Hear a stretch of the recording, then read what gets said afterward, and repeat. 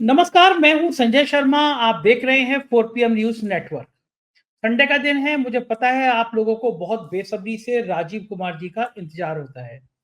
राजीव कुमार जी बीमार थे, पिछले हफ्ते वो ज्योतिष का प्रोग्राम नहीं कर पाए और संडे को मेरा मेल बॉक्स पूरा मेल से भर गया कि राजीव जी को क्या हुआ, क्यों नहीं आए। राजीव जी का स्वास्थ्य सुधार है तो उन्होंने प्रोग्राम किया। हर बार की तरह मैं पहले कह दूं, अगर आपका ज्योतिष में यकीन है तो ये प्रोग्राम देखिए, ज्योतिष में यकीन नहीं है तो बिल्कुल मत देखिए। मेरा ज्योतिष में यकीन है इसलिए मैं ये प्रोग्राम करता हूँ। राजीव जी पढ़े लिखे हैं, पेशे से इंजीनियर हैं, लेकिन उन्होंने अध्यात्म की राह चुनी। उनकी कुछ भविष्यवाणियां गलत हुई हैं और काफी सही भी हुई हैं। तो ये आपका टेस्ट है, आप सुने या ना सुने। अब आज का जो शो था वो मेरे ख्याल से सबसे बेहतर शो में से एक था। ट्रंप को लेके क्या-क्या भारत का रुख हो रहा है।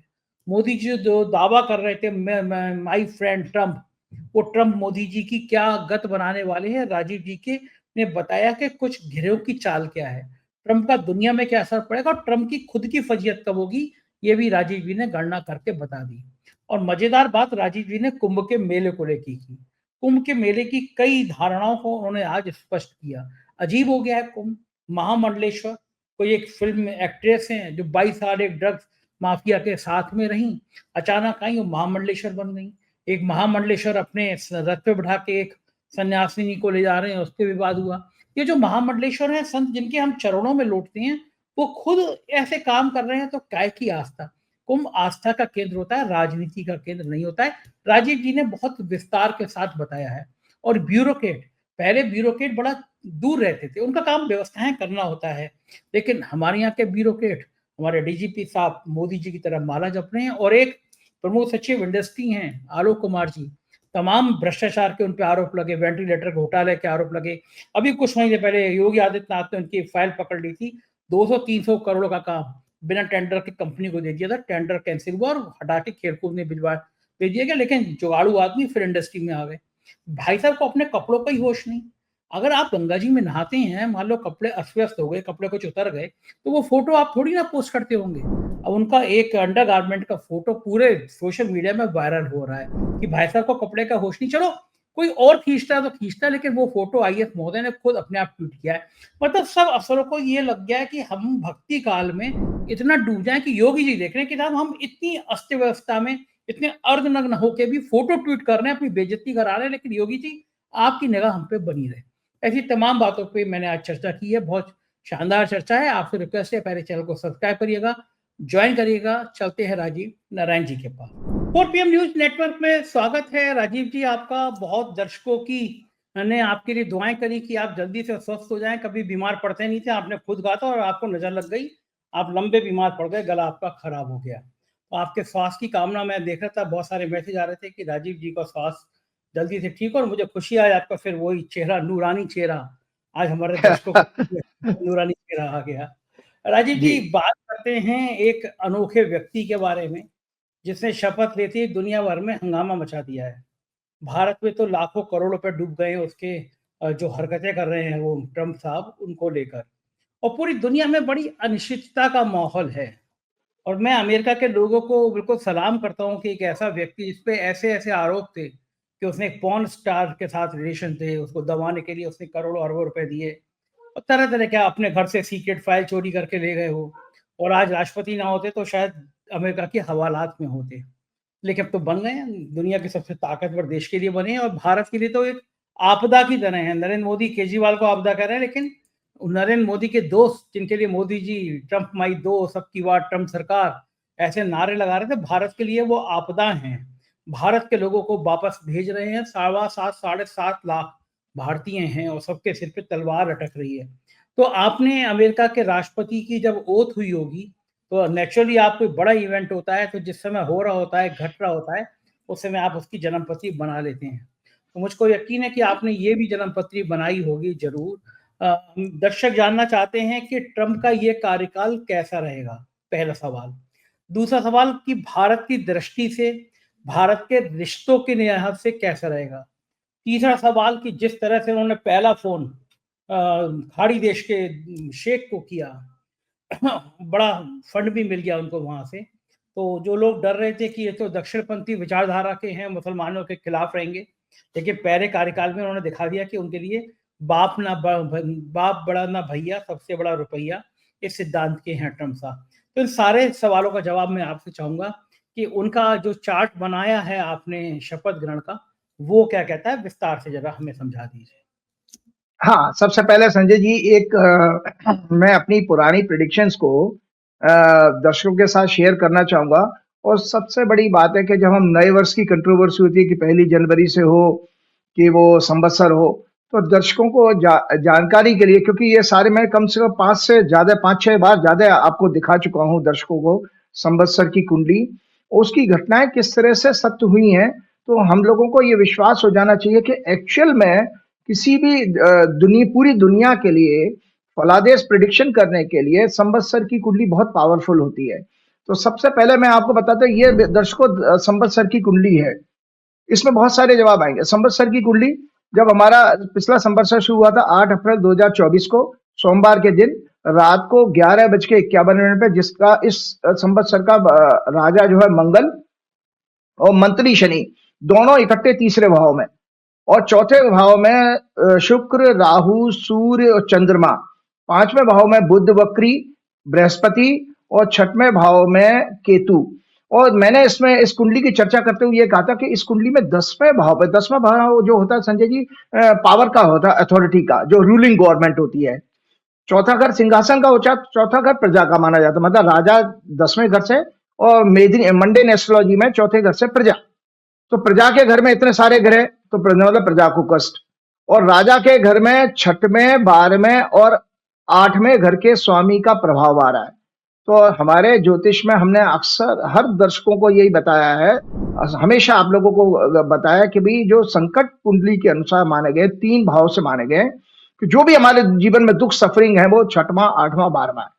तो ये चेक एंड बैलेंस करती है। तो उसमें तीनों का अगर इन्फ्लुएंस आ रहा है, इसका मतलब जो है कि पूरी दुनिया में जो साल 8 अप्रैल 2024 से शुरू हुई और 7 अप्रैल 2025 तक रहेगी, उसमें कई जगह पर मैंने कहा, उसमें प्रेडिक्शन भी की थी कि भाई जगह जगह सरकारें बदलने का योग है। तो सबसे पहले देखो, उसमें मैं पढ़ के भी सुना देता हूं, ये देखो, ये प्रेडिक्शन, ये रिटर्न आपके पास में आप लोगों को यहाँ मैंने शेयर भी किया दर्शकों। तो उसमें मैं लिखता हूं, fighting amongst the kings, plenty of fires in the forest.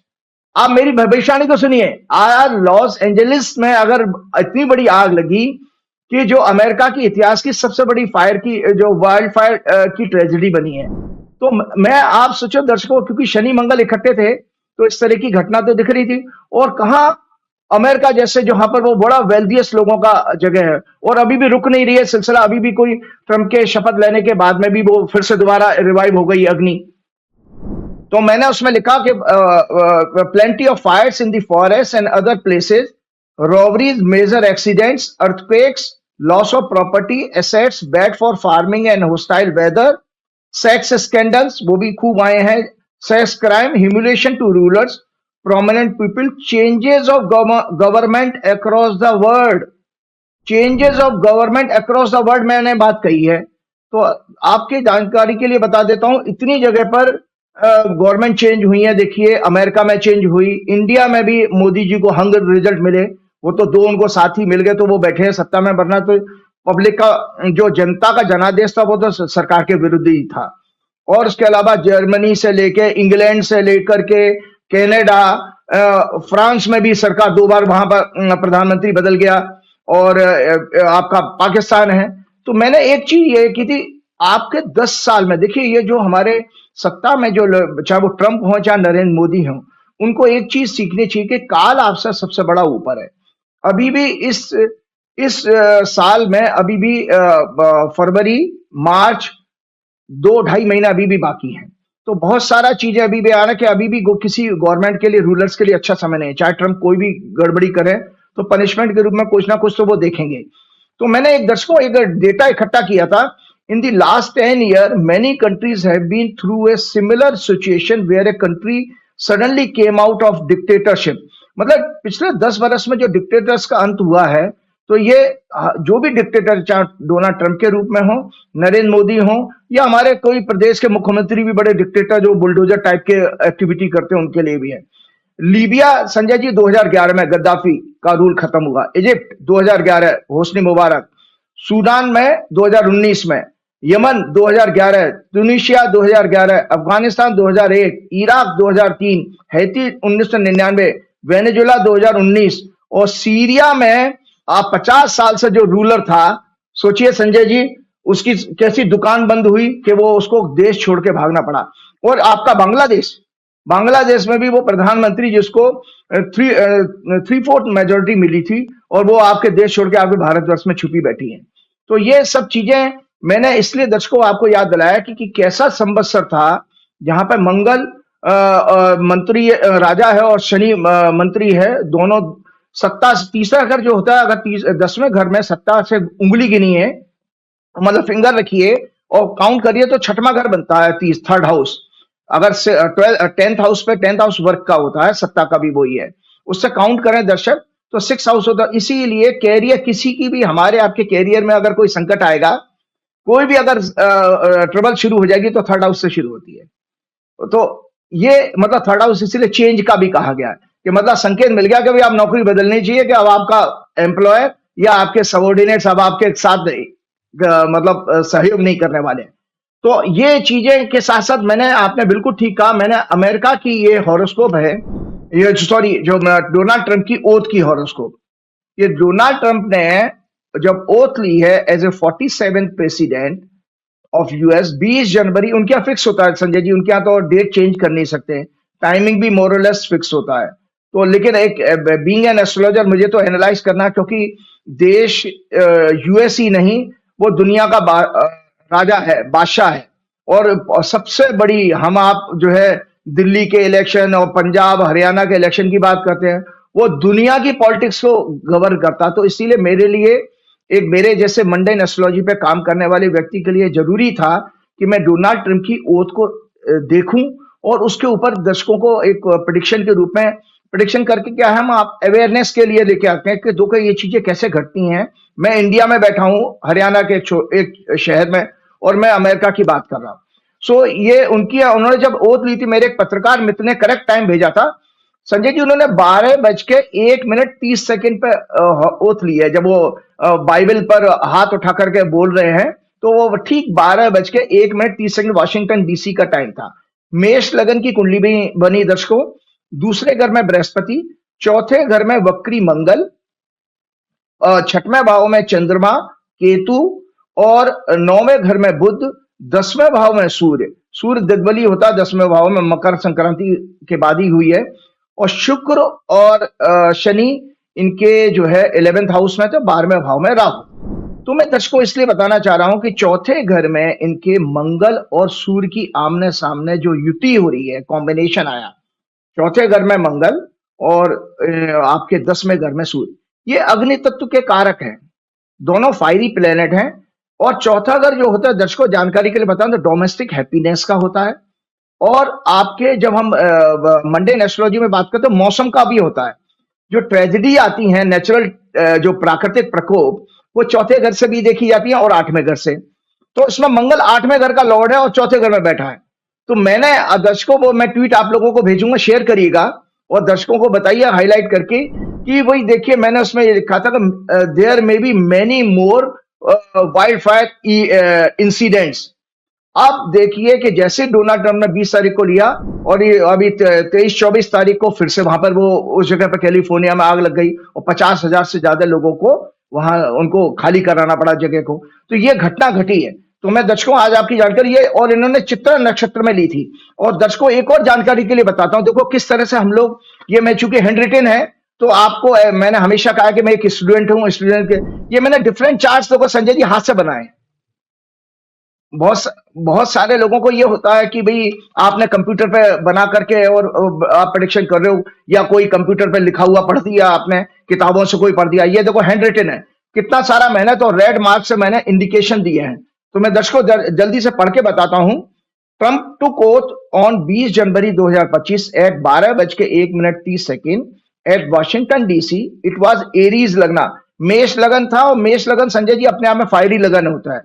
Fiery लगन जो होते हैं वो क्या नाम है आपका मेष होता है। जो लगन की सीक्वेंस होती है फायरी, अर्दी, वायु और जल तत्व की 4 राशियां होती है ना, तो चारों राशियों की कैटेगरी इस तरह से आती है। तो ये एरीज लगन में वर्गो साइन में हुआ था। चंद्रमा भी उस दिन पीड़ित था। चंद्रमा क्या होता है? चंद्रमा प्रजा का परसेप्शन होता है, जो पब्लिक का परसेप्शन है, इमोशंस है और हैप्पीनेस है, आपका माइंड का सिग्निफिकेटर है, तो चंद्रमा से देखा जाता है। एरीज लगन में इन्होंने ली थी और वर्गो मून साइन था और नक्षत्र था चित्रा नक्षत्र मंगल का। लग्न जो है बॉडी को रिप्रेजेंट करता है। आपका सन 4th हाउस सन एडमिनिस्ट्रेटर। जब हम देश की बात करेंगे तो administration, government machinery. Moon sun 4th house माना जाता हैप्पीनेस का, वेदर का, पब्लिक का, पीस का। 7th house trade, war, reputation. 10th house work, administration, fame, authority. 10th lord, जो मतलब इसमें 10th हाउस और 10th लॉर्ड भी पीड़ित था। सेकंड लॉर्ड और 7th लॉर्ड भी पीड़ित था और 11th हाउस का लॉर्ड और 11th लॉर्ड भी पीड़ित था वक्री मंगल से, जो कि 8th लॉर्ड है इस कुंडली का। और इसमें वीनस और शनि भी पीड़ित थे। वीनस शनि का जब भी कॉम्बिनेशन आएगा, ट्रंप बाबू की वैसे भी आपको पता है हिस्ट्री के वो अकेले प्रेसिडेंट ऐसे हैं जो 2 बार इम्पीच हो चुके हैं। उनके खिलाफ 2 बार प्रोसीडिंग इम्पीचमेंट की हुई हैं और कन्विक्शन उनका 10 जनवरी को हो गया ओथ लेने से पहले। मतलब आप उन दर्शकों जानिए, उनके मुंह पर एक, जैसे वो अमिताभ बच्चन की दीवार पिक्चर थी, कौन सी थी, जिसमें हाथ में लिख दिया था मेरा बाप चोर है। तो इसी तरह से डोनाल्ड ट्रंप के लिए भी ये, तो उस जज ने उनको सजा का क्वांटम नहीं बताया, लेकिन उसको कन्विक्ट करके ट्रंप छोड़ दिया। तो बड़े आदमी के लिए इससे ज्यादा बड़ा अपमान कुछ नहीं हो सकता कि जीवन भर टैग लगा रहेगा कि कन्विक्टेड थे। वो कोर्ट में एक केस उन आरोप से हो चुका था, वही पॉर्न स्टार वाला जो आप बता रहे थे जिसका। तो जिस कुंडली में दर्शकों मैंने आज बता दिया था, जो अभी मैंने कुंडली आपसे शेयर की है, इसमें वापस ट्रंप बाबू अपनी उन हरकतों से बाज नहीं आ पाएंगे। फिर उनके खिलाफ कोई सेक्स स्कैंडल और किसी तरह की लिटिगेशन में जाने का योग दिखाई दे रहा है। और करप्शन का भी इनका एडमिनिस्ट्रेशन बहुत बड़े करप्शन में फंसेगा, क्योंकि ये कॉर्पोरेट लॉबी द्वारा बनाई गई गवर्नमेंट है। एलोन मस्क जैसे लोग, वो भी मेंटली कोई मुझे साउंड बहुत ज्यादा दिखाई नहीं देते हैं, क्योंकि वो भी जगह जगह सरकारों को धमका रहे हैं, कभी जर्मनी को, कभी इंग्लैंड को, कभी कनाडा को। तो मैं आता हूं अपनी बात पर कि सभी के सब, मतलब वीनस शनि भी पीड़ित थे।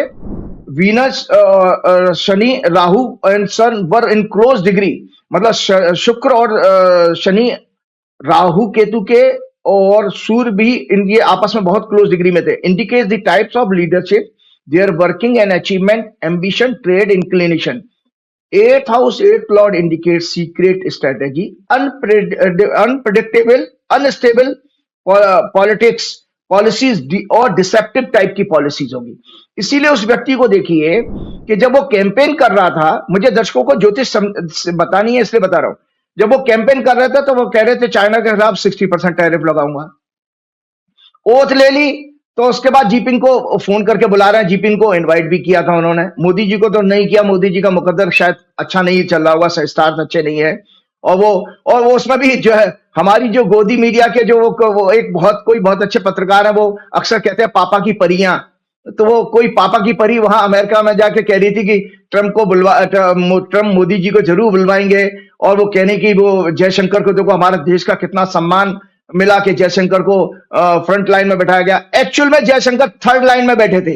ये भी करेक्शन आ चुका है। एक वीडियो में देख रहा था, तो उसमें वो करेक्शन उन्होंने किया कि गलत है, गलत तरह मीडिया में प्रचारित किया गया कि आपके जयशंकर जी, जिनका कि बहुत सूखा हुआ सा चेहरा लगता, पता नहीं उनके चेहरे पे आभा की कमी है, हमेशा दुखी इंसान से दिखाई देते हैं हमारे विदेश मंत्री, वो 3rd रो में बैठे थे। तो आपको जानकारी के लिए बता देता हूं कि तो उसमें अनप्रेडिक्टेबल और अनवेवर्ड जो है, वेवर्ड माइंड का व्यक्ति है, अनप्रेडिक्टेबल और उस तरह के फालतू पॉलिसीज करने वाला है। आप देखिए संजय जी, जस्ट उस व्यक्ति की, क्योंकि डोनाल्ड ट्रंप की कुंडली भी मैं दिखाऊंगा कि डोनाल्ड ट्रंप की कुंडली जो है, ये देखिए दर्शकों कि ऐसा क्यों है। एक वो पिक्चर आई थी, वो गाना था, पता नहीं मैं ऐसा क्यों हूं। ये देखिए डोनाल्ड ट्रंप की हॉरोस्कोप है। तो ये डोनाल्ड ट्रंप की कुंडली में दर्शकों देख लो, चंद्रमा उनका नीच का है, केतु के साथ है, और मंगल से 4थी दृष्टि से पीड़ित हो रहा है। तो जिसका चंद्रमा नीच का होता है, उसके अंदर मेंटल अनस्टेबिलिटी होती है, उसकी डिसीजन मेकिंग बहुत खराब होगी। वो कब क्या कर बैठे भगवान ही जाना, वो ये परमात्मा ही जानता होगा। उस पर भी मंगल की दृष्टि, तो ये एक मेंटली सिक पर्सन का कॉम्बिनेशन आता है। हाँ, ट्रंप जो है क्योंकि इनकी कुंडली में धन के बहुत बड़े पावरफुल योग है, तो बेसिकली ट्रंप जो है हमारे जो इंडिया में लाला कहते हैं ना, जिसका काम होता है ला ला, सो ट्रंप बेसिकली लाला है, दुनिया का लाला है वो लाला की तरह बिहेव करेगा। उसके दिमाग में कोई दया, compassion, politics, governance, public welfare कोई मतलब नहीं है। पैसा पैसा पैसा, ला ला ला ला ला ला ला ला। सो ट्रंप बाबू हमारे बेसिकली लाला है। तो ट्रंप के जो प्रेडिक्शन, जो पॉलिटिक्स है, ये देश दुनिया को बहुत परेशान करने वाली है आने वाले समय, और उसका खामियाजा ये दर्शक देखें, इनका सूर्य भी पीड़ित है और लग्न में मंगल बैठा है इनकी, ये डोनाल्ड ट्रंप की। तो ये बेसिकली कुंडली में बहुत अच्छे राजयोग है, लेकिन मेंटली बहुत कमजोर मानसिकता का, स्टेट ऑफ माइंड का है व्यक्ति। अभी मैंने एक और चीज देखी थी इसमें कि जब ट्रंप ने 20 जनवरी को शपथ ली है और 21 तारीख को मंगल बदल गया, और मंगल बदल गया 11th हाउस में आ गया वक्री होकर के मिथुन राशि में। तो दर्शकों की जानकारी के बता दे रहा हूं कि ये ट्रेड वार दुनिया में करा के मानेंगे, ये दुनिया में ट्रेड वार कराएंगे, और अपना जो है, क्योंकि वैसे भी अमेरिकन के बारे में कहा जाता है they are the most selfish community of the world. केवल अमेरिकन अपना हित सोचते हैं, दुनिया में और किसको लेना देंगे। इनकी जो अनप्रिडिक्टेबल और वेवर्ड माइंड की कंडीशन, इससे अंदाज लगा लीजिए। कल के अखबार में मैं पढ़ रहा था 2 दिन पहले कि अब उन्होंने कहा कि नहीं, मैं अब चाइना को विदाउट टैक्स भी कंसीडर कर सकता हूं।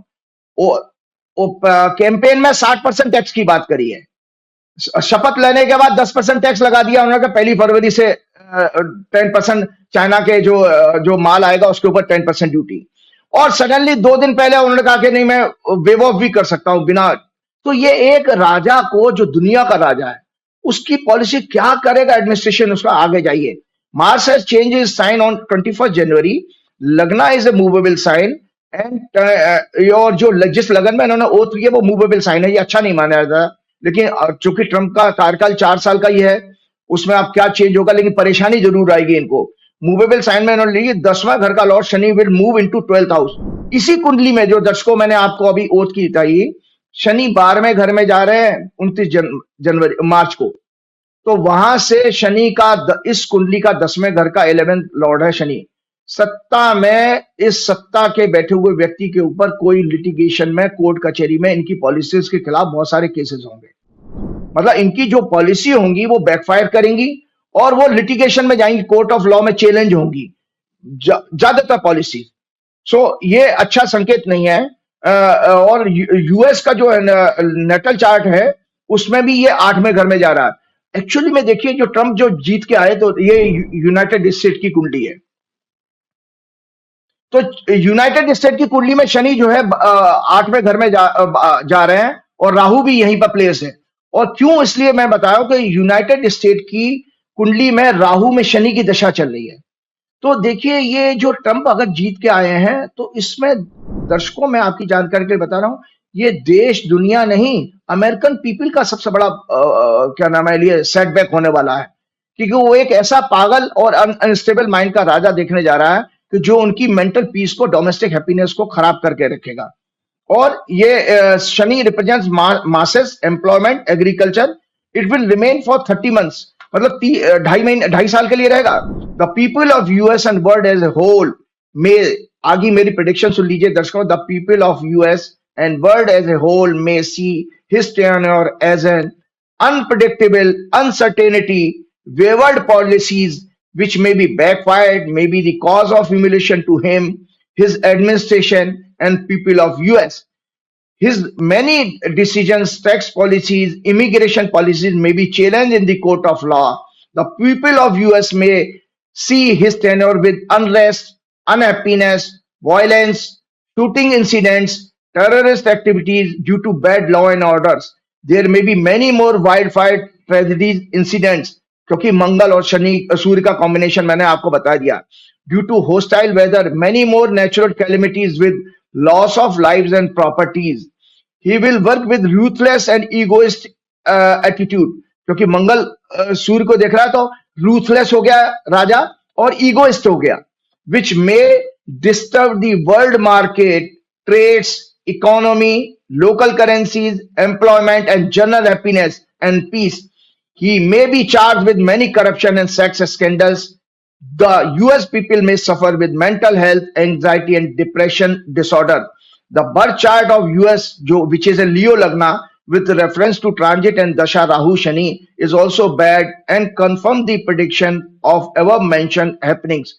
Trump has a mental instability with restless attitude.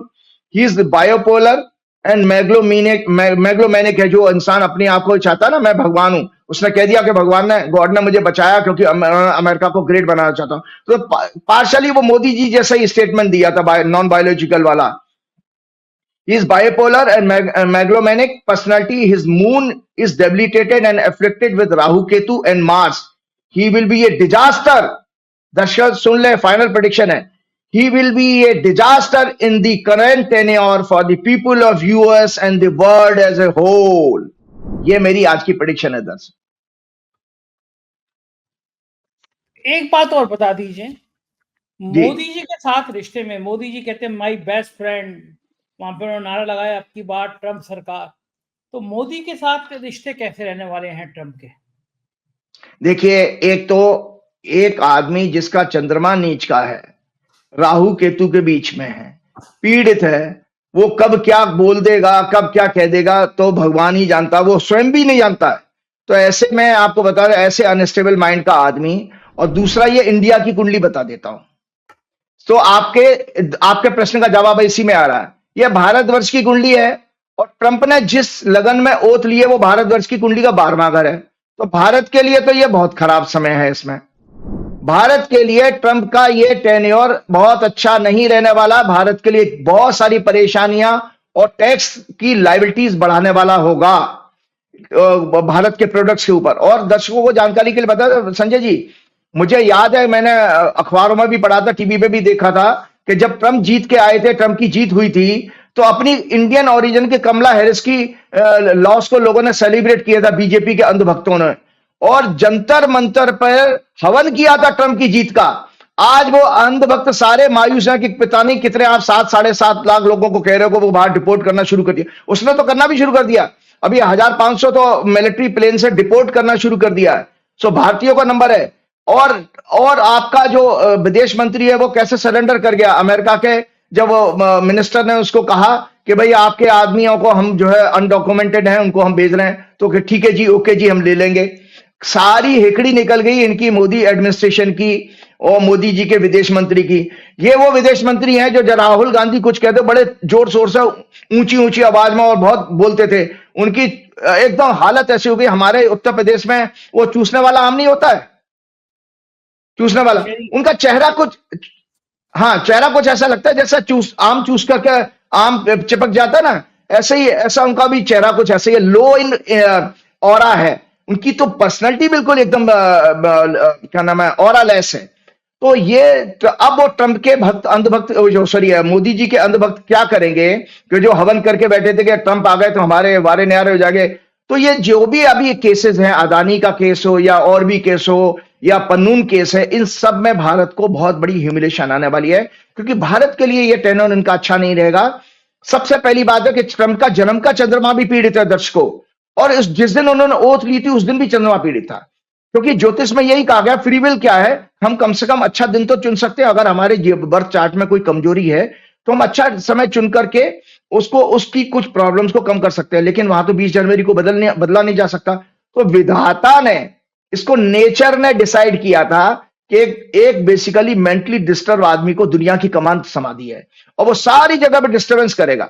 वो रशिया को भी कह रहा है, उधर सऊदी अरब को कह रहे हैं कि भाई सऊदी अरब चाहे तो 1 मिनट में जो है रशिया यूक्रेन का युद्ध बंद हो जाएगा. वो सारा पेट्रोल का और गैस का कांड है. और जिस तरह से ट्रंप ने ये हरकतें की हैं कि अपने आप को WHO से विड्रॉ किया और आपका पेरिस जो एनवायरमेंट समिट थी उससे अलग कर लिया, कि कितने बड़ा डेंजर है ये नेचर के लिए और दुनिया की लोगों के हेल्थ के लिए. एक तो WHO में से विड्रॉ करने का मतलब है कि जितने भी हमारे भारतवर्ष में भी जो सामाजिक संस्थाएं हैं, जो उनको लोन मिलता था, फाइनेंशियल एड मिलती थी हेल्थ की पॉलिसीज के ऊपर, वो सब बंद हो जाएंगी. तो इस तरह का मतलब दुनिया के लिए बहुत खतरा है. सो भारत के लिए तो ये विशेष रूप से ज्यादा खतरे वाला समय है, क्योंकि भारत के जितने नागरिक हैं वहां पर रह रहे हैं, जिनके एम्बिशन थे, उन लोगों के बहुत सपने टूटने वाले हैं। देखो ठीक बात है। आज तक की एंकर है अंजना ओम कश्यप।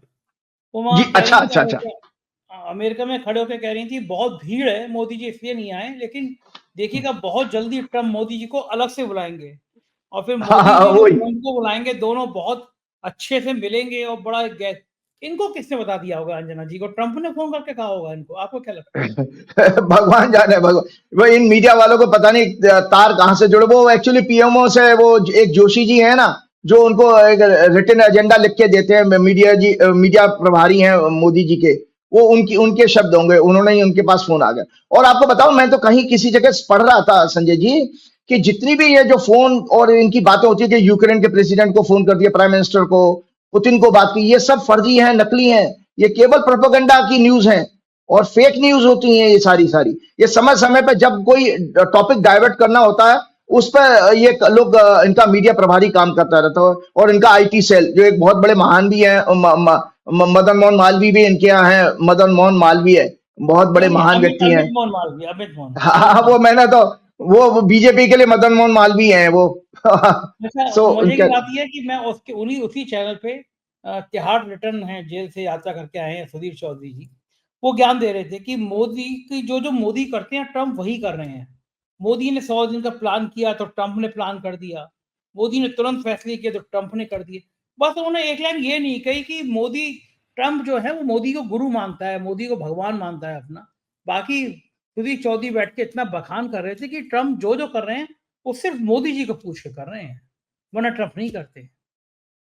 दरअसल ऐसा मैं आपको बता रहा हूँ कि दोनों का, मैंने आपके आप ही के प्रोग्राम में कहा था कि दोनों कुंभ के मेले में है। वो ऐसे कुंभ का मेला तो आजकल चल भी रहा है। कुंभ के मेले में बिछड़े हुए भाई हैं। रीजन बीइंग, अगर हम 17, वैसे तो मैं कुंडली चर्चा नहीं करता, अगर 17 सितंबर 1950 की कुंडली को देखूं, तो उस दिन भी मोदी जी का भी चंद्रमा नीच का ही है। तो डोनाल्ड ट्रंप का भी 8 नंबर नीच का चंद्रमा होता है वृश्चिक राशि में। तो मोदी जी का भी वृश्चिक राशि का चंद्रमा अगर हो गया 17 सितंबर के हिसाब से, तो इसीलिए वो दोनों एक ही तरह के माइंड के, कब क्या बोल देंगे।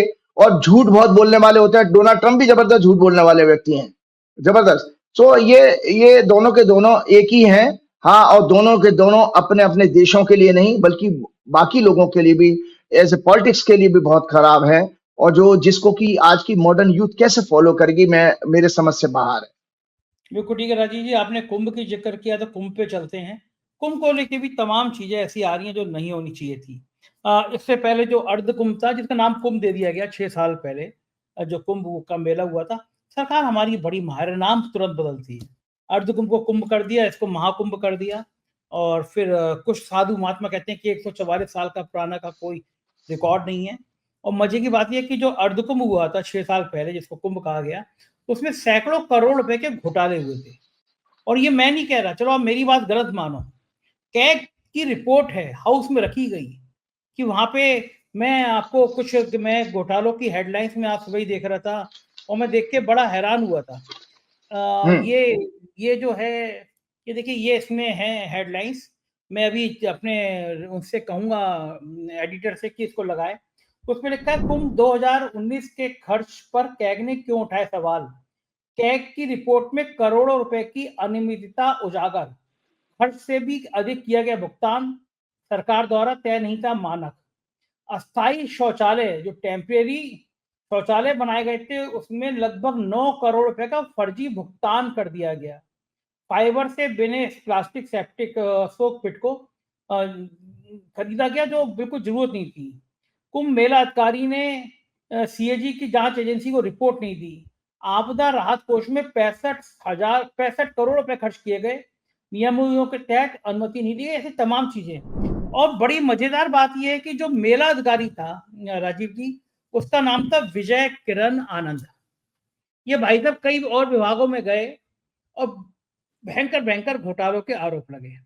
आप सोचो, कैग ने रिपोर्ट रखी सदन में, होना ये चाहिए था। कुंभ मेले में बड़ा हिंदू धर्म की सरकार कहलाती है, कुंभ को बड़ा पाक मानती है, बड़ा पवित्र मानती है। तो कुंभ में अगर किसी मेला अधिकारी की घोटालों की रिपोर्ट कैग ने दे दी, तो उसको तुरंत सस्पेंड करके इसकी एक जांच करनी चाहिए थी। और ये होना चाहिए था कि एक दूध का दूध पानी का पानी बाहर आ जाए। लेकिन मजे की बात ये देखिए कि उसी विजयकरण आनंद को इसका भी मेला अधिकारी बना दिया गया। मतलब जिसकी रिपोर्ट भ्रष्टाचार की कैग ने रखी, वो ही मेला अधिकारी है इस कुंभ का। तो क्या कहा जाए राजीव जी, राम नाम की लूट मची है, लूट सके तो लूट, अंतकाल पछताएगा, प्राण जाएंगे छूट। यहीं से देखिए दर्शकों, हाँ, पिछले प्रोग्राम में मैंने कमिट किया था कि मैं कुंभ के ऊपर जरूर बोलूंगा, क्योंकि इसका इस तरह का एक सिमिलर प्रोग्राम जब अर्ध कुंभ हुआ था तो मैं अमर उजाला के डिजिटल चैनल पर मैं एक प्रोग्राम कर चुका था। सो मैंने काफी पढ़ाई करी थी, और दर्शकों मैं आपको बता देता हूं कि मैं आज एक एक करके पुराण दिखा रहा हूं। यह है मत्स्य पुराण, यह है आपका नारद पुराण, यह है आपका पद्म पुराण, यह है आपका विष्णु पुराण। विष्णु पुराण और पद्म पुराण में आपकी सारी एस्ट्रोलॉजी और सृष्टि की रचना है। पद्म पुराण और विष्णु पुराण बड़े पायस और बहुत ही पूज्य माने जाते हैं। इसमें पूरी सृष्टि की रचना, ज्योतिष, नक्षत्र, तिथि, व्रत, त्योहार, उपवास, सबकी वर्णना है। और यह है श्रीमद् भागवत संजय जी। और ये है एक जो क्या नाम है, गीता प्रेस ने गंगा अंक निकाला था, ये गंगा अंक। तो मैं आपको बता देता हूं कि ये सारे पुराण दिखाने का मेरा ऑब्जेक्टिव ये था। फर्स्ट ऑफ ऑल दर्शकों, आप कुंभ का अर्थ होता है बेसिकली मटका, घड़ा, और संस्कृत में पृथ्वी का पर्यायवाची भी कुंभ माना गया है। ठीक है जी, कि जिसमें किसी चीज को स्टोर करने की पावर हो। और आपका जो आपके योगी आदित्यनाथ का एडमिनिस्ट्रेशन है, मैं एक जगह पढ़ रहा था, उसमें उन्होंने जो कुंभ मेला में जो श्लोक लिख के दिया है किसी वेद का, वो गलत है उसकी भाषा। क्योंकि वेदों के टाइम में कुंभ का कोई वर्णन नहीं आता है संजय जी। आपको बताऊं, 1870 से पहले, 1870 से पहले अंग्रेजों के जितने रिकॉर्ड अवेलेबल हैं, वहां के इलाहाबाद के डीएम के और कमिश्नर के भी, उस समय 1870 से पहले कुंभ मेले का कोई वर्णन नहीं है, वहां पर कोई रिकॉर्ड ही नहीं है। और जो अगर 144 वर्ष, और महाकुंभ नाम की कोई चीज नहीं है, महाकुंभ नाम की कोई चीज नहीं है। वो तो आपने 12 कुंभ, क्योंकि वो कहते हैं कि भाई, अभी मैं स्टोरी भी बता, माइथोलॉजिकल स्टोरी ये थी, 12 दिन तक युद्ध चला, देवताओं का एक साल देवताओं का एक दिन मनुष्य के एक साल के बराबर है। तो 12 वर्ष के बाद वो रोटेशन आती है, और 12 से 12 कुंभ लगा लो, 12 इंटू 12 144 हो गए। लेकिन अगर हम 2025 की माने तो 2025 के हिसाब से 1881 बनता है, लेकिन 1881 में नहीं था। 1879 में मैंने पूरी रिकॉर्ड उसका तैयारी की थी। 1800, ये देखो मेरे नोट्स हैं जो मैंने पढ़े हैं, इनके सारे पुराण पढ़े हैं दर्शकों। तो मैंने ये सुना कि इसमें 1879 में हरिद्वार में पूर्ण कुंभ हुआ था। हरिद्वार के कुंभ की तो वर्णन आ रहा है, लेकिन जितने पुराण मैंने अभी आपको दिखाए, वहां गंगा के स्नान का महत्व बताया, गंगा का महत्व बताया है। और कुंभ प्रयागराज की केवल एक मेले की सबसे सारी जगह नहीं, सारी पुराण में चर्चा है वो माघ महीना और माघ महीने का स्नान। माघ जो है बेसिकली, माघ बनता है, मघा नक्षत्र होता है केतु का, और वैदिक ज्योतिष में केतु को आध्यात्म का प्रतीक माना गया, ध्वजा का प्रतीक है, धर्म का प्रतीक है। सो इसीलिए पौष के बाद, पौष होता है पुष्य नक्षत्र से, पुष्य नक्षत्र होता है शनि का, शनि के नक्षत्र के बाद जो पौष, जो माघ मास शुरू हुआ, जो अभी चल रहा है, इसमें जो है स्नान का विशेष महत्व है, क्योंकि वो वैदिक ज्योतिष में उसको मोक्ष का कारक माना गया केतु को, और आध्यात्मिक दृष्टि से। तो माघ मेले के बहुत वर्णन है इसमें, उसमें बकायदा सारी, और समुद्र मंथन की स्टोरी है उसमें। ये इन्हीं जितने पुराण मैंने दिखाए हैं, सब में वो समुद्र मंथन हुआ। समुद्र मंथन कैसे हुआ दर्शकों, कि शुक्राचार्य को भगवान शंकर की तपस्या करने से संजीवनी विद्या आती थी। जब देवताओं का असुरों का संग्राम होता था, तो क्या करते, देवता मार देते थे राक्षसों को, तो राक्षसों को फिर वो पुनः जिंदा कर देते थे, क्या नाम है, शुक्राचार्य अपनी संजीवनी विद्या से। तो ऐसे में देवताओं के पास संकट हो गया कि फिर उनकी फौज जिंदा हो गई है, तो वो फिर उनको लड़ना पड़ रहा है। तो बाद में ब्रह्मा जी ने एक सुझाव दिया इन लोगों को, इस तरह पुराण में इस तरह की कहानी है कि भाई आप तुम देवताओं से सुलह कर, दैत्यों से, राक्षसों से सुलह कर लो, और उनसे कहो कि भाई अमृत निकालते हैं समुद्र का मंथन करके। उसके बाद लंबी चौड़ी स्टोरी है कि भाई कैसे मेरू पर्वत को लेकर के और वो कूर्म के ऊपर पत्थर रखा गया, समुद्र मंथन हुआ। तो ये कहानी जो उसमें किसी एक पुराण में है, लेकिन इन पुराणों में मुझे बाकी जगह नहीं मिली। समुद्र मंथन की सब जगह पर है। पुराणों के अनुसार समुद्र मंथन से प्राप्त अमृत को जब इंद्र के पुत्र जयंत देवताओं के कहने पर एक कुंभ मटके में लेकर आकाश में उड़े, तब शुक्राचार्य के कहने पर राक्षसों ने उनका पीछा किया। देवताओं और दैत्यों में इसको लेकर 12 दिन तक युद्ध हुआ। उस दौरान इन स्थानों पर प्रयाग, हरिद्वार, नासिक, उज्जैन पर कुंभ से छलककर कुछ अमृत बूंदें गिरी। देवताओं का एक दिन मनुष्य के 1 वर्ष के बराबर होता है। इस तरह 12 वर्षों के बाद पूर्ण कुंभ की मान्यता बनी। इस युद्ध में चंद्रमा ने कुंभ से अमृत गिरने से रोकने में, सूर्य ने घट के फूटने से बचाने के लिए, देवगुरु बृहस्पति ने दैत्यों से इसके अपहरण और शनि ने देवेंद्र के भय से इस अमृत कलश की रक्षा की। तो इसीलिए इसमें ज्योतिषी कारण तो कहीं आता है। आपको दर्शकों जानकारी के लिए बता देता हूं कि ज्योतिष में देखिए हमारे साधना के 4 सहायक माने गए हैं संजय जी। साधना के जो साधना करे, भक्ति करे, मेडिटेशन, वो शास्त्र एक तो हो जाए, शास्त्र होना चाहिए, मतलब हम शास्त्र का अध्ययन करें, जो मैंने अभी आपको शास्त्र दिखाए। दूसरा उत्साह, अगर आपके अंदर उत्साह एंथुजियाज्म नहीं है तो आपको भक्ति में आनंद ही नहीं आएगा। तो ये जो कुंभ के मेले में इतनी भीड़ इकट्ठी होती है उत्साह के कारण हो रही है, ये बात सच है। तीसरा है बिना गुरु के, तो गुरु एक सहायक है। 4 सहायक बताए मैंने, शास्त्र, उत्साह, गुरु और काल। काल कहते हैं समय को। तो जो बृहस्पति, सूर्य, चंद्रमा की गति के कारण जो काल बनता है, उसमें ये पर्व को किसी जगह पर मेंशन है, मुझे इन पुराणों में तो कहीं नहीं लिखा। तो ज्योतिषी ये अपने आप में कुंभ का मेला एक ज्योतिषी गणना है। गंगा में स्नान करने का महत्व है सभी जगह, क्योंकि हमारे यहाँ जो योग शास्त्र में भी जब नियम में कहा गया शौच मतलब शुद्धता, तो बाहरी और आंतरिक शुद्धता, तो ऐसा माना जाता है। एक और चीज में कंट्रोवर्सी बता देता हूं, लोगों को ये लगता है कि अखबारों में आ रहा है कि हमारे सारे किए गए पाप धुल जाएंगे, हमें मोक्ष मिल जाएगा। सॉरी, कभी नहीं होगा। क्योंकि पाप और पुण्य देखिए, जो कोई एक कुंडली में जैसे दिखा देता हूं, किसी की भी कुंडली हो, ये कुंडली है, ये कुंडली आपका प्रारब्ध है। इसमें आपके जीवन में आपको मोक्ष मिलेगा, आपको भक्ति मिलेगी, आपको आध्यात्म मिलेगा, नहीं मिलेगा, ये पहले से ही डिसाइडेड है। देखिए भगवान राम स्वयं भगवान होकर के मारीच के मृग बने नकली हिरन है वो सोने का, उसको नहीं पहचान पाए। लक्ष्मण जी हे राम की आवाज सुनकर के निकल पड़े, वो अपने भैया की उस आवाज को डिफरेंशिएट नहीं कर पाए। सीता जी के अंदर भी इतना लालच आ गया कि कहां तो तुम अपना राजपाट छोड़ करके गई थी जंगल में, और तुम्हें सोने का हिरन अच्छा लग रहा वहां पर जंगल में, तो तुम भक्ति करने गए थे, अपना वनवास काटने गए थे कि सोने चांदी को देखने गए थे? तो सीता जी ने भी गलती करी, वो लालच आ गया, माया और ग्रीड। तो ये जब मतलब इसका मतलब ये बताने का अर्थ ये है कि जब रामायण काल में ये भगवान राम भी उस चक्कर में फंसे जो आम आदमी, साधारण आदमी फंस जाता है, और सारे उन्होंने तकलीफें झेली। तो इसलिए याद रखिए कि कुंभ मेले में स्नान करने से आपके पाप धुल जाएंगे। सॉरी, नहीं होगा, कभी नहीं हो सकता। हाँ, यह जरूर है कि वहां पर परिवर्तन क्या आता है, वैचारिक शुद्धता जरूर आती है। क्योंकि जब इतने सारे तपस्वी लोगों को जिन्होंने वैराग्य हासिल कर लिया और इतने सारी भीड़ को देखते हैं, तो एक उत्साह और उस मोटिवेशन के कारण, फिर उसके अलावा पहले के टाइम में आपको पता है ये इकोनॉमी के लिए, अपने क्षेत्र की अर्थव्यवस्था के लिए होते थे मेले इकट्ठे। जैसे हाट लगती थी ना, तो बड़े फॉर्म है उसकी।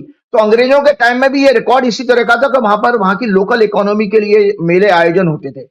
तो उसमें आप देखिए बहुत सारे संत महात्मा आते हैं दुर्लभ, जैसे नागा साधु आए रहे हैं। तो इनके आने से कुछ ज्ञान की प्राप्ति होती है, तो उससे शुद्धता होती है। तो कुंभ के मेले का आध्यात्मिक महत्व केवल यही है कि इसमें आंतरिक और बाहरी शुद्धता का आपको एक साधन मिलता है। वो मोक्ष मिलेगा, पाप पुण्य कट जाएंगे, पाप खत्म हो जाएंगे, ये नहीं होगा। वो तो आपको इस जीवन में भोग के जाना ही पड़ेगा, वो भोग के जाना पड़ेगा। तो मैं आपको बता रहा हूं कि जो और ये पर्व शुरू हो। एक सेकंड, मेरा यहाँ पे एक सवाल है। आपने कहा वैचारिक शुद्धता मिलेगी, वैचारिक शुद्धता ये मिल रही है कि बड़ी मॉडल टाइप की लड़कियां महामंडलेश्वर बन जा रही हैं, हीरोइन महामंडलेश्वर बन जा रही हैं। अभी लौट के आई, एक ड्रग तस्कर के संग थी सालों से, इंडिया में आई, महामंडलेश्वर बन गई। एक और मैडम है जो अपने रील के लिए विख्यात हैं, तो उनको भी महामंडलेश्वर जी अपने रथ में बैठा के ले गए, उसको लेके कंट्रोवर्सी हो रही है। कुंभ की जो पवित्रता है वहां रील बन रही है, कोई साधु चिमटे से मार रहा है, कोई त्रिशूल से मार रहा है, कोई एक माला बेचने वाली लड़की है वही सुर्खियों में है। तो ये विचारों की शुद्धता के लिए जाता है आदमी। ये महामंडलेश्वर जो विचारों की शुद्धता के लिए जाने जाते हैं, वो ये कर्म कर रहे हैं। बड़े बड़े नामी गिरामी संत महात्मा जिनको पूरा देश पूछता है, जो अंबानी की शादी में भी दिखाई दिए, जो प्रधानमंत्री के साथ दिखाई देते हैं, उनके टेंट जो उन्होंने लगवाए हैं, एक कमरे का 1 लाख, एक कमरे का 2 लाख, एक कमरे का 3 लाख, ऐसे ऐसे रेट हैं। जैसे कोई आदमी होटल बना रहा हो, होटल का रेट कर रहा हो, ये महात्मा कर रहे हैं। ये विचारों की शुद्धता है। हम इनको संत कहेंगे, इनको महंत कहेंगे, इनसे विचार लेने जाएंगे जो अपनी रथ पे सुंदर सुंदर बालाएं लेके घूम रहे हैं। ये क्या हो गया है राजीव जी, कहाँ हाँ, तो अभी उसका प्रश्न का जवाब भी आपका देता हूँ। कारण ये है, हमारी उसी मेथोडोलॉजी पे आ जाइए कि जब भी कोई इवेंट शुरू होगी तो उस समय क्या कुंडली बनी। तो आपके सारे प्रश्नों का जवाब ये है, मैंने ये पहले से प्रिपरेशन कर ली। ये दर्शकों, कुंभ मेले के शुरुआत होने की कुंडली है। ये अनोखी गणना है, देखिए आपके सामने। कुंभ मेला 13 जनवरी 2025 को सोमवार के दिन सुबह 5:30 बजे का समय लिया। उसका कारण बता देता हूं दर्शकों, कि जो पूर्णिमा तिथि थी उस दिन, आपकी पौष मास की पूर्णिमा थी। तो पूर्णिमा जब कोई भी तिथि कब बदलती है, चंद्रमा और जो है सूर्य जब एकदम क्लोज डिग्री में होंगे तो वो अमावस्या बनती है। और जब चंद्रमा सूर्य से 12 डिग्री आगे हो जाता तो एक तिथि होती है संजय जी, एक तिथि, 1 डे। तो हमने उसमें 13 जनवरी को देखा कि 5:30 बजे पूर्णिमा शुरू हो रही है, ठीक 5:30 बजे। तो उसी समय स्नान, हमने वो जन्म मान लिया। इस आपका सो कॉल्ड पूर्ण महाकुंभ का मैंने जन्म माना 13 जनवरी 5:30 बजे। वो खतरनाक कुंडली बनी है इसमें। इस कुंडली की चर्चा मैंने एक व्यक्तिगत रूप से किसी इलाहाबाद के एक्स कमिश्नर रहे हैं, उनको चर्चा की थी। और मैंने चर्चा करते हुए, मैं दर्शकों आज आपके सामने ये सत्य लेके आ रहा हूं, तो मैं नाम नहीं बताऊंगा। मैंने उनसे कहा, मैंने भाई साहब, इस कुंभ मेले में दुर्घटना का योग है और जो है किसी तरह की आगजनी वगैरह का योग है, मैंने उनसे कहा। और उसके बाद वो टेंटों में आग लग गई। तो आग लग गई, उसके बाद उन्होंने मुझे याद किया, फिर हमारी बातचीत हुई, जबकि मेरा गला खराब था, मैं बात नहीं करता। बोले यार राजीव यार, तुम कमाल हो यार। बोले कि आपने कहा था वहां तो 50-60 टेंट जल गए, और वो गीता प्रेस का पूरा टेंट जल गया, कई साधु संत रो रहे थे, उनका कैश रखा हुआ जल गया। तो दर्शकों इसलिए बता रहा हूं कि ये धनु लगन की कुंडली में सूर्य लगन में बैठा है, जो कुंडली बनी है जिसमें प्रयाग का महाकुंभ शुरू हो रहा है। धनु लगन की कुंडली में सूर्य और बुध लगन में, तीसरे घर में शुक्र और शनि, चौथे घर में राहु, 10वें घर में केतु, 6वें भाव में लगन का स्वामी इसका धनु का होता है बृहस्पति। 6वें भाव में बृहस्पति लगन का स्वामी, और 7वें भाव में चंद्रमा, और 8वें भाव में नीच का मंगल। तो आप देखिए इसमें आग जल, और मकर को अगले दिन ही, जो मकर संक्रांति के दिन सूर्य राशि बदल के 10 नंबर में आ गया था और सामने मंगल बैठा हुआ था। तो इस मेले में अभी भी दर्शकों आगजनी जैसे अनेक प्रकार के दुर्घटना का योग है। तो ईश्वर से प्रार्थना करूंगा प्रशासन पूरी अपने आप को मुस्तैद रखे, लोगों की जान माल के लिए हम भी प्रार्थना करेंगे। लेकिन इस कुंडली में जो आप जितनी बातें आपने की हैं, इस कुंडली में ग्लैमर, महिलाओं से संबंधित और भी नाना प्रकार के भोग विलासता की न्यूज हमेशा चर्चा में रहेगी। इस कुंडली का चौथा और 10वां घर पीड़ित है राहु केतु के कारण। तो इसमें इस महाकुंभ में आध्यात्मिक शक्ति नाम की कोई चीज नहीं होगी। ये केवल भोग विलासता और उसका आडंबर का करने वाला, प्रोपेगेंडा करने वाला कुंभ बनेगा, जिसकी की सोच केवल और केवल व्यापारिक होगी। क्यों कह रहा हूं ये बात, कि 8वें भाव से नीच का मंगल शुक्र और शनि को देख रहा है, और शुक्र और शनि अनैतिक सेक्स का कारक है। शुक्र सेक्स का कारक है, शनि अनैतिकता का है। इसीलिए जिन महिला के आप वो बात करनी थी, वो किन्नर अखाड़ा है, किन्नर अखाड़ा, उसमें वो हीरोइन, फिल्मी हीरोइन होती थी, वो महामंडलेश्वर बन गई हैं। और उनका गाना एक मुझे याद है, बड़ा पॉपुलर हुआ था, छत पे सोया था बहनोई, तने समझ के सो गई, राणा जी मुझे माफ करना। वो महिला महामंडलेश्वर हो गई हैं। तो आप लोगों को आशीर्वाद उनका प्राप्त करने का मौका मिलेगा। तो ये कुंडली में ही दोष है। ये कुंभ अपने आप में एक बहुत सारी नाना प्रकार की कंट्रोवर्सी का जन्म देगा। मौनी अमावस्या 29 तारीख को आ रही है संजय जी, जिस दिन एक आपका शाही स्नान होता है। शाही स्नान की कई डेट हैं जो दर्शकों को जल्दी से जानकारी कर बता देता हूं। 14 जनवरी 13 जनवरी हो गया। 14 जनवरी का मौनी अमावस्या 29 तारीख, बसंत पंचमी 3 फरवरी, माघ पूर्णिमा 12 फरवरी और महाशिवरात्रि 26 फरवरी। 29 जनवरी का दिन अच्छा दिन नहीं है संजय जी, किसी प्रकार के फिर दुर्घटना का योग है, क्योंकि उस दिन चंद्रमा सूर्य इकट्ठे होंगे और मंगल उसको देख रहा है। तो ऐसे केसेस में ये अच्छा संकेत नहीं आता है कि कोई दुख का कारण ना बने। और मैं आपको सबसे बड़ी बात बता देता हूं कि इसमें, हाँ, तो जो ज्योतिष के जल्दी से कॉम्बिनेशन बता देता हूं कि कोई जो कुंभ की जो शुरुआत सीक्वेंस जो ज्योतिषी गणना में गया, उज्जैन के बाद हरिद्वार के बाद प्रयाग और अंत में नासिक आता है। तो उज्जैन का कुंभ जब होता है, जब सूर्य जो है बृहस्पति सिंह राशि में होंगे और सूर्य जो है मेष राशि होंगे, सिंह राशि में। और आपको दर्शकों जानकारी बताएं, इंडिया की जो कुंडली मैंने दिखाई थी, इंडिया की कुंडली में मैंने, आप देखेंगे कि बृहस्पति इस समय 2 नंबर राशि में लगन में है, वृषभ राशि में। तो जब वृषभ राशि में बृहस्पति हो और सूर्य मकर राशि में आए, 9वें घर में, वृषभ राशि का 9वां घर होता है, तब प्रयाग में कुंभ बनता है। तो ये देखिए ज्योतिषी गणना द्वारा, क्योंकि बृहस्पति को हमारे वैदिक ज्योतिष में अमृत का कारक माना गया है और सूर्य आत्मा का कारक है और चंद्रमा आपका मन है। तो जो समुद्र मंथन होता है वो बेसिकली आपका वैचारिक मंथन है। वो आत्मा, देखिए मंथन जब आपका चित्त का मंथन होता है तभी आपके पास अमृत, ज्ञान रूपी अमृत आता है। तो आत्मज्ञान के लिए तो जरूरी थे ऐसे इवेंट, लेकिन अब आप उसका स्वरूप आज ने मार्केटिंग और वो आपने कॉमर्शियल बना दिया, तो इसलिए। और हरिद्वार का संबंध मेष राशि से है। यहां बृहस्पति जब कुंभ राशि में होते हैं और सूर्य मेष राशि में, तो हरिद्वार में कुंभ बनता है और हर एक 3 वर्ष के बाद इनका स्थान बदलता रहता है। 2 कुंभ के बीच में, 2 पूर्ण कुंभ के बीच में 2 अर्धकुंभ आते हैं। और दर्शकों, अर्धकुंभ केवल हरिद्वार और प्रयागराज में होते हैं, नासिक और उज्जैन में अर्धकुंभ नहीं होते हैं।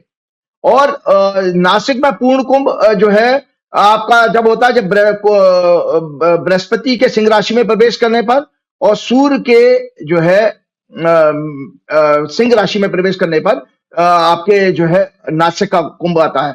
इस तरह से 5 कुंभ की व्याख्या की गई है। लेकिन पूर्ण कुंभ पुराणों में जितने उन्होंने पुराण लिखे थे, मैंने सब खंगाल लिए, सब पढ़ लिए और मुझे इनका वर्णन नहीं मिला। जाते आते एक चीज और बता दो, अखाड़ों का अभी सवाल है मेरे, भी सवाल, अभी आपको मैं जाने नहीं दूंगा, बड़े मुश्किल से, तो पिछले हफ्ते आएंगी तो पूरा कोटा पूरा करूंगा।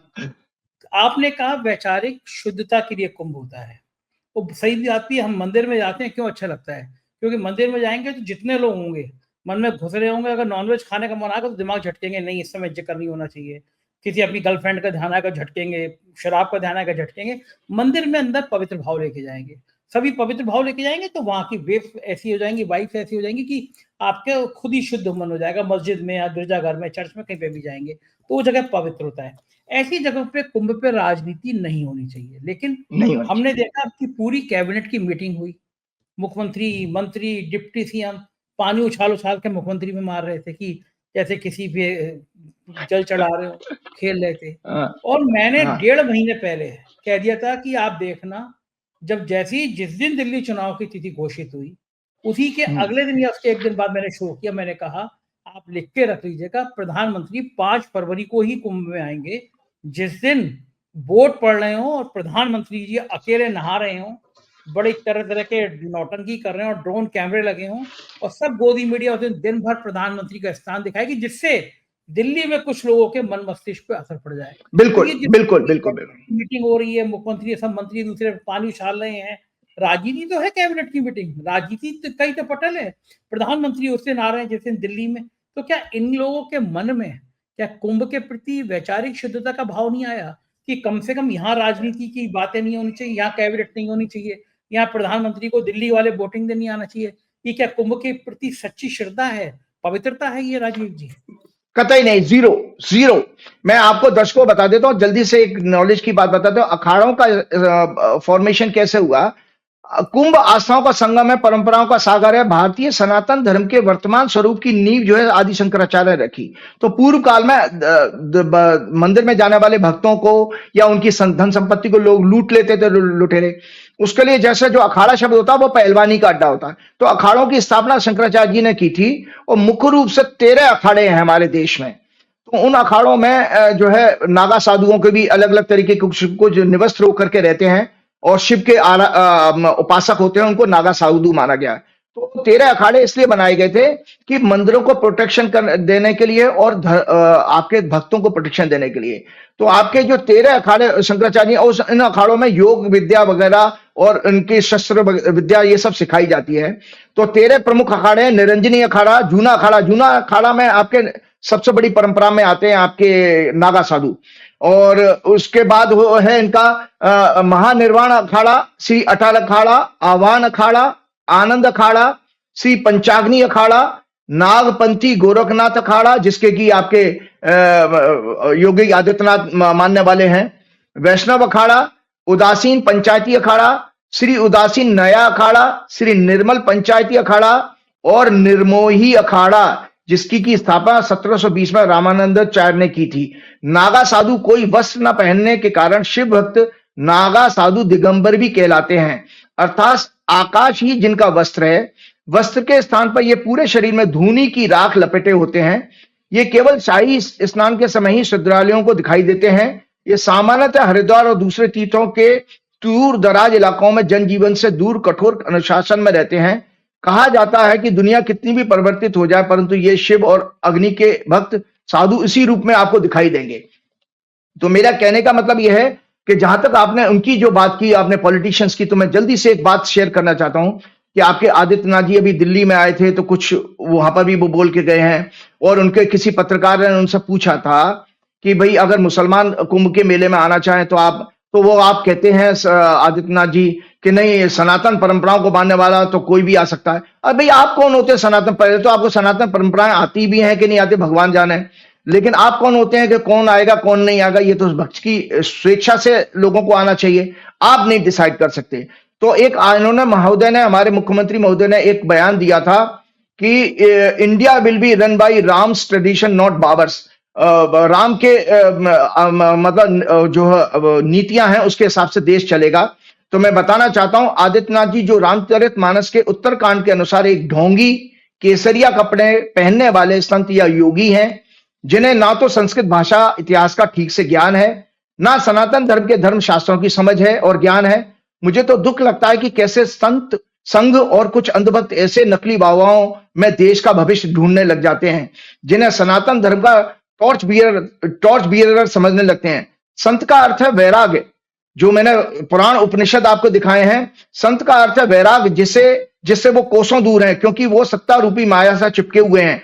अनेक अधर्म के कार्य कर रहे हैं, जैसे प्रजा में भेदभाव, सदैव हिंसा की बात करना, निंदा करना, झूठ बोलना, उपहास उड़ाना, भ्रम फैलाना। आदित्यनाथ जी को जानकारी होनी चाहिए कि बाबर को इस देश में किसने बुलवाया था? एक हिंदू राजा ने, जो अपने पड़ोसी राजाओं को सबक सिखाना चाहता था। और जब बाबर यहां आया, उसने देखा कि यहाँ के हिंदू राजा बेहद स्वार्थी और लालची हैं, सदैव आपस में लड़ते रहते हैं, एक दूसरे के प्रति षड्यंत्र करते रहते हैं। तब उसने यहाँ पर शासन करने का और देश को गुलाम बनाने का निश्चय किया। उसके भी शासन में कई हिंदू सेनापति और राजा थे। जहां तक राम के ट्रेडिशन की बात है, तो आदित्यनाथ जी को रामायण और रामचरितमानस का गहन अध्ययन करके राम को जानना होगा। राम दया, करुणा, प्रेम, सहयोग, प्राणी मात्र के कल्याण का चिंतन करने वाले थे। राजा होते हुए सदैव मर्यादा, मॉडेस्टी का पालन करने वाले थे। सत्य, अहिंसा, भेदभाव न करने वाले, सदैव धर्म का पालन करने वाले, अहंकार, असत्य, पाखंड से, ढोंग, क्रोध, अन्याय से कोसों दूर, एक संत, योगी, तपस्वी, वैरागी की तरह विनम्रता से शासन करने वाले थे राम। जो राम को ये कहते हैं कि उन्होंने राम ठाकुर थे, तो इसलिए ठाकुर मान लिया, जबकि राम की कोई ठाकुर जाति नहीं थी। ठाकुर शब्द वहां पर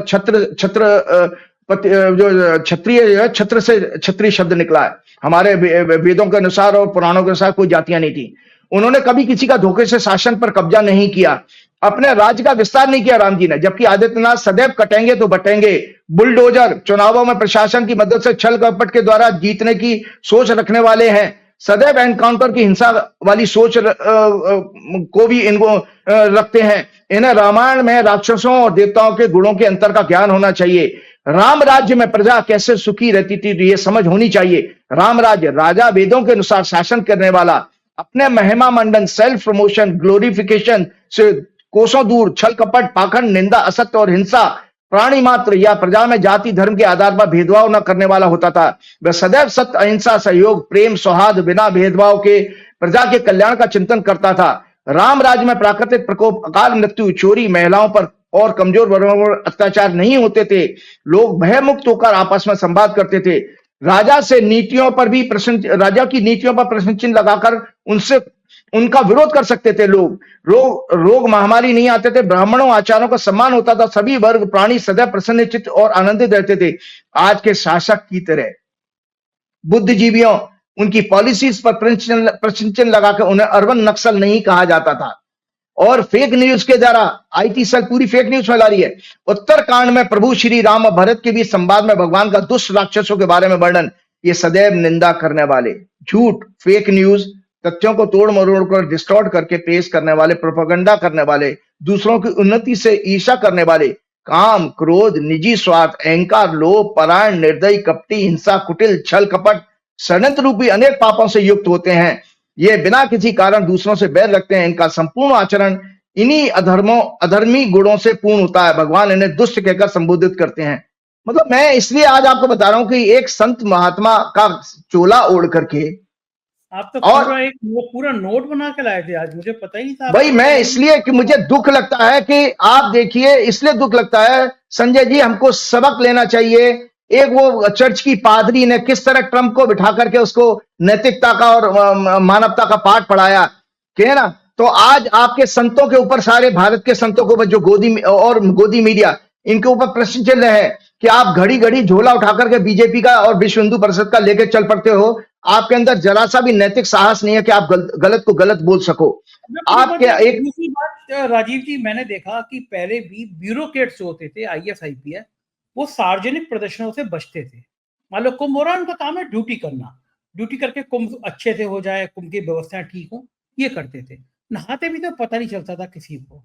अब हमारा पहला फोटो आया हमारे डीजीपी साहब का, मैं स्क्रीन पे आप देख रहे होंगे, काले वस्त्र पहन के वो माला जप रहे हैं। डीजीपी भले आदमी हैं, वो कांवड़ियों पे पुष्प वर्षा करते हैं, हेलीकॉप्टर पे, व्यवहार के अच्छे हैं, लेकिन वो मोदी स्टाइल में वो पूजा कर रहे हैं और वो कैमरे चारों तरफ से लगे हैं। उसके बाद एक प्रमुख सचिव का फोटो बड़ा वायरल हो रहा है, आलोक कुमार नाम है उनका। करप्शन में उन्होंने रिकॉर्ड तोड़ रखा। जब कोरोना था तो वेंटिलेटर का घोटाला हुआ करोड़ों रुपया का, और लोकायुक्त तक शिकायत गई। महाशय जी प्रमुख सचिव थे उस समय चिकित्सा शिक्षा में, और वेंटिलेटर का घोटाले में भाई साहब की बड़ी सुर्खियां आई। फोटो देख रहे हैं आप, इस फोटो पे भी मैं आऊंगा।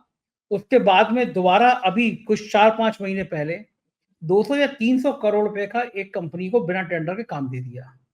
मुख्यमंत्री को बात पता चल गई, फाइल पता चल गई, वो काम रोका गया, इनको रातों रात हटा दिया गया।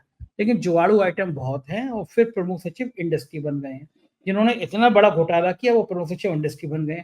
और ये फोटो जो है, ये फोटो बड़ा लोग सोशल मीडिया पे वायरल कर रहे हैं कि आदमी अपने वस्त्र तो देखता है कि चलो अगर नहाते समय कपड़े थोड़े बहुत खिसक गए तो वो फोटो पोस्ट थोड़ी ना करता है। इन्होंने खुद ही ट्वीट पोस्ट कर दिया कि इनका अंडरगारमेंट खिसक रहा है।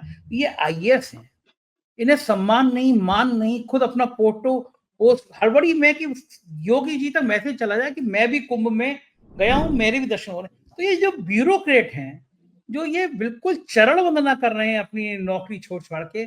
आखिरी सवाल मेरा आपसे यही है कि योगी जी तो के चमचागिरी में क्या वाकई में आईएएस का कहा जाता था आई एम सॉरी सर्विस है, क्या वाकई में आप तो चूंकि आपके बहुत आईएएस से संबंध रहे हैं, आपके तो राजीव कुमार से भी संबंध है जो मुख्य निर्वाचन अधिकारी हैं, तमाम देश के आईएएस से आपके रिश्ते हैं, क्या वास्तव में आईएएस की इनको रीढ़ की हड्डी टूट गई है, अपना अंडरवियर गिर रहा है और तब भी फोटो पोस्ट कर रहे हैं, इनको शर्म नहीं आ रही है? मैं तो बड़ा देखा जी बिल्कुल, क्योंकि नैतिकता मर चुकी है। नैतिकता देखिए, हमारा ज्योतिष के कारण है। बहुत सारे लोगों को इस विषय पे भी मैं 5 मिनट लूंगा, क्योंकि मैंने देखा कि कुछ लोग आजकल हिम्मत कर पाते हैं कि 1 घंटे से बड़ी बड़ी वीडियो भी कर रहे हैं। और रवीश कुमार भी आजकल माफी मांग लेते कि भैया देखो, अगर मुझे अपनी बात कहनी होगी थोड़ी वीडियो लंबी हो जाएगी। अब चूंकि मैं हफ्ते में एक ही प्रोग्राम करता हूं और कहीं किसी भी जगह पर नहीं करता हूं, तो मैं चाहूंगा कि थोड़ा सा मैं दर्शकों को वो जरूर जानकारी दूं कि सही मायने में आध्यात्म और मोक्ष क्या है। जिन आईएएस अफसरों को कह लिया, इनका तो दूर दूर तक, कोई कोसों दूर तक इनका कोई संबंध नहीं है आध्यात्म मोक्ष। ये केवल चापलूसी है और सत्ता का चरण वंदना है, और इनके अंदर नैतिकता मर चुकी है, इनकी आत्मा मर चुकी है। हालांकि सूर्य से ब्यूरोक्रेसी देखी जाती है, लेकिन आपकी कुंडली में सूर्य अगर पीड़ित है तो वो नैतिकता तो मर गई आपके अंदर। तो मैं जल्दी से बता देता हूं, ये देखिए दर्शक ध्यान से सुने, क्योंकि एक टेक्निकल और आध्यात्मिक सब्जेक्ट है। और मैं उन बाबाओं, सो कॉल्ड पाखंडी बाबा, जैसे वो मोदी जी का व्रत तोड़वा रहे थे, चम्मच में वो अमृत पिलाकर वो कहां गए और उनको भगवान कहने लगे। इन संत महात्माओं की दर्शकों, मैं आपके सामने पोल खोल रहा हूं कि जब बीजेपी और आरएसएस ने मिलकर के 2018 में राम मंदिर बनवाने की बात के लिए आंदोलन किया था और सरकार पर दबाव बनाया था कि ऑर्डिनेंस ला करके हम जो है सरकार ऑर्डिनेंस ला करके राम मंदिर बनाए। उस दौरान तालकटोरा में सारे संत समाज की एक बहुत बड़ी गैदरिंग की थी और मुझे सुनने में आया 27 तारीख को भी कोई धर्म संसद होने जा रही है आपकी इलाहाबाद में कुंभ के जगह पर। मैं दर्शकों इनकी असलियत बता देता हूं, किसी भी संत महात्मा की भविष्यवाणी सच नहीं हुई। ये एकमात्र हनुमान जी का भक्त है जिसने सरेआम टीवी चैनल पर, एबीपी न्यूज पर, रूबिका लियाकत मेरी एंकर थी, और जब किसी बीजेपी संघ के एक सिंपैथाइजर ने मुझसे पूछा कि तो मैंने कहा कि राम मंदिर मार्च 2019 के बाद ही बनेगा, इससे पहले नहीं बन सकता। ये सोशल मीडिया पे प्रेडिक्शन मेरी अवेलेबल, और मैंने प्रोग्राम भी किए थे बाद में उसमें। तो इसलिए मैं आपको बता, क्योंकि काल की गणना में जानता हूं, तो मुझे पता था कि देश की कुंडली में ये योग दिख रहा है तो मंदिर बनेगा ही। अब उसमें क्रेडिट दे रहे हैं, वो चम्मच से उनको खिला रहे हैं। तो मैं आता हूं असली विषय पे, आध्यात्म और उसके, क्योंकि एक ये विषय मैं 3 किताबें दिखाता हूं संजय जी, ये जीवन में दुर्लभ है। मतलब कोई भी ज्योतिषी लोग किताबें पढ़ते हैं ना, देखिए ये किताबें पढ़ी है हमने, research yogis destiny and wheel of time, ये के.एल. राव जी की बेस्ट बुक है। अगर किसी को ज्योतिष में अगर महारत हासिल करनी है आध्यात्मिक दृष्टि से, तो इनमें पूरा सार है। दूसरी किताब है dips into divinity, astrology and history. तीसरी किताब है, ये बड़ा सेट है जो राव साहब जिंदगी में दोबारा नहीं लिख सकते, astrology destiny and wheel and time. ये ऐसी किताब है क्योंकि राव साहब चूंकि अनमैरिड थे, आज 94 ईयर की एज हो गई उनकी, और उन्होंने पूरे देश के सारे संत महात्माओं के अखाड़े और उनके दर्शन भी किए, एक से दुर्लभ संतों के। तो उन्होंने उनके बारे में ज्योतिषीय एनालिसिस भी की है कि किसी और मेरे जैसे व्यक्ति को 3 बार मौका मिला था। हमने स्पिरिचुअल कॉम्बिनेशन क्या होते हैं कुंडली में, कैसे देखा जाए कि मुझे आध्यात्मिक प्राप्ति, सुख की प्राप्ति होगी कि नहीं होगी, ये मैं आराम से आपको बता सकता हूं। तो छोटा सा ज्ञान मैं देता हूं, क्योंकि इन ब्यूरोक्रेट्स को भी समझना चाहिए कि तुमको कुछ नहीं ऐसा आध्यात्मिक शक्ति प्राप्त होने वाली है, बल्कि आप अपमान का कारक बनोगे, सरकार के लिए भी, अपने परिवार के लिए भी, अपने खानदान के लिए भी। तो to become somebody is the demand of the ego in us. It wants to identify itself different from others. In this struggle to become somebody, to become somebody है ना, chief secretary, DGP. In this struggle to become somebody, we sacrifice our inner peace, love, and ignore our spiritual presence. Many a time we start imitating someone. In this process, we forget to live our own life and spoils our present period. To be nobody. महर्षि रमन्ना क्या कहते हैं, अगर आपको आध्यात्म की दृष्टि से आगे तरक्की करनी है तो you should practice nobody.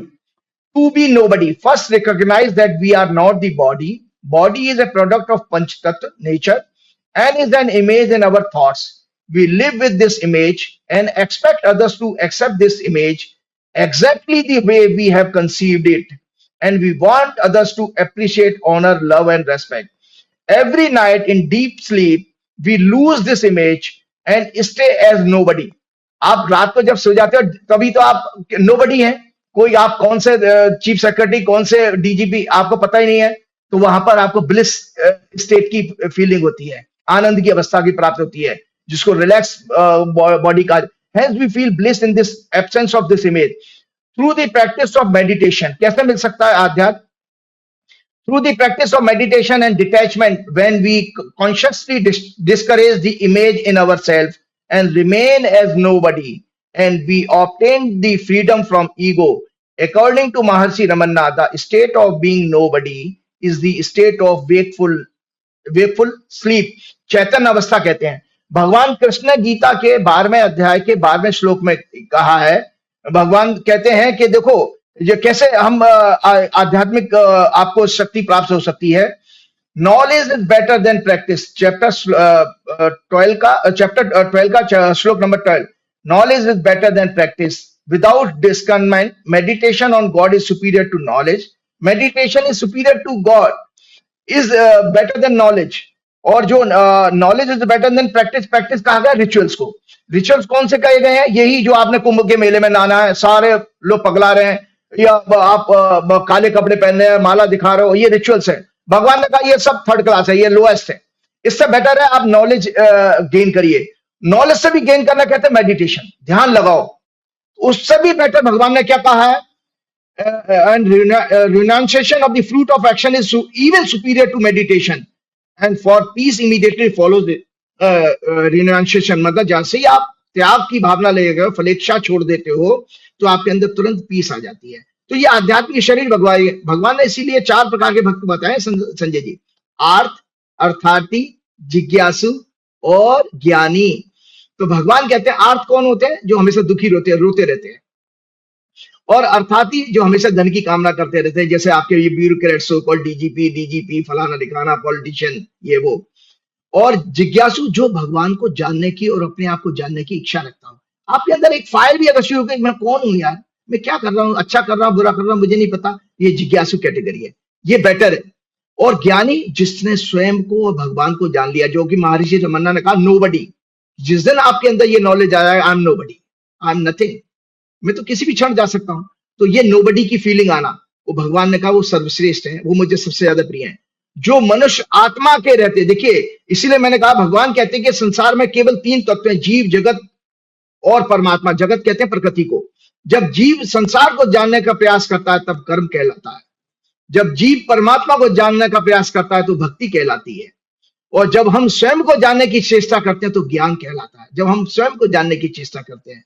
और यही अवस्था स्टेट ऑफ अवेकनिंग है, जो मनुष्य आत्मा के रहते रहते परमात्मा की सत्ता को पहचान लेता है, अर्थात उसका साक्षात्कार कर लेता है, वह महान आत्मा, सिद्ध पुरुष, योगी या ब्रह्मवेता कहलाता है। अब आप कुंभ में नागा साधुओं के उनके पास जा रहे हैं, ढूंढिए कि कौन है ऐसा व्यक्ति जिसने जीते जी परमात्मा को जान लिया है। वो फिर वो पाखंड में नहीं फंसेगा, फिर वो लड़कियों को अपने रथ में नहीं बैठाएगा, वो फिर वो मीडिया को बाइट नहीं देगा, इंटरव्यू देगा ही नहीं, वो कहेगा, वो फक्कड़ ही रहेगा, क्योंकि वो उस सब से दूर ऊपर चला जाएगा। धार्यते इति धर्मा, परमात्मा को जानना, मानवता की रक्षा करना, मानव मूल्यों को धारण करना ही धर्म का स्वरूप है। और धर्म के 10 लक्षण कहे गए हैं। इसी के साथ प्रोग्राम समाप्त करना चाहूंगा। अगर 10 लक्षण में से कोई भी नहीं है आपके अंदर, तो आप अधर्मी ही कहलाओगे, कितने ही बड़े आदमी हो, कितने बड़े पैसे वाले हो। वो धर्म के 10 लक्षण है, धैर्य, क्षमा, विद्या, सत्य, अहिंसा, क्रोध ना करना, मन को वश में करना, चोरी ना करना, करप्शन जो है वो चोरी ना करना। आप बैठे आप IAS IPS करप्शन कर रहे हो तो चोरी तो कर रहे, अधर्मी तो हो ही गए। और बाहरी और आंतरिक शुद्धि, और लास्ट में इंद्रियों को कंट्रोल करना। Basically dharma are the ethical laws of nature, geopolitical, society, constitution of country, justice. धर्म मानवता को, समाज को जोड़ता है। धर्म जो है मानवता और समाज को जोड़ता है, जबकि फेथ और संप्रदाय, कि तू हिंदू है, तू मुसलमान है, तू ईसाई है, तू सिख है, ये समाज को बांटते हैं। तभी तो हम बटे हुए हैं। हमारी सबसे बड़ी दौलत, आपको मैंने इसलिए बात कही थी, हमारी सबसे बड़ी दौलत हमारे विचार या बुद्धि है। विचारों से ही कोई देवता बनता है और विचारों से कोई राक्षस बनता है। हनुमान जी की भक्ति करते हुए मैं ये सब ज्ञान मुझे हनुमान जी की वजह से, क्योंकि जो तुलसीदास जी ने कही ये बात, मैं सब लोगों को कहता, जब भी मेरे से कोई कंसल्टेशन की बात करता है तो मैं बार बार ये कहता हूं कि आप तुलसीदास जी का पहली चौपाई पढ़िए, श्री गुरु चरण सरोज रज निज मन मुकुर सुधार, वर्णव रघुवर बिमल जसु जो दायक फलचार, बुद्धिहीन तनु जान के सुमरो पवन कुमार, बल बुद्धि विद्या देव मोह हरऊ कलेश विकार। लास्ट में कह गए कृपा करो गुरुदेव की नाई। जय श्री राम। बहुत बहुत शुक्रिया, बहुत बहुत शुक्रिया राजीव जी, बहुत बहुत शुक्रिया। ये तो राजीव नारायण जी, और मुझको यकीन है कि आपको ये चर्चा पसंद आई होगी। मेरे को अच्छा तब लगेगा जब आप अपना कमेंट करके बताइए चर्चा आपको कैसी लगी। चैनल आपका है, इसको सब्सक्राइब और ज्वाइन जरूर कर लें। बहुत बहुत शुक्रिया, थैंक यू।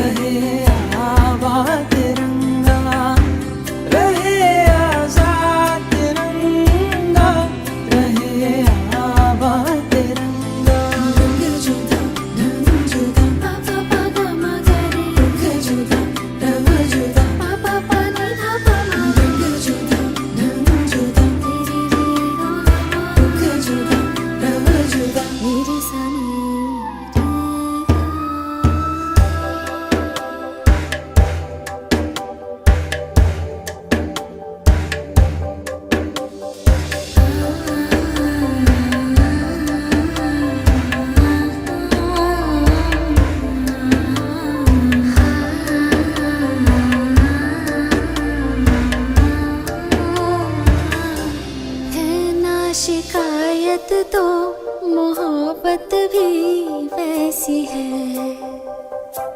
दिल में रिवाजों की सजावट है,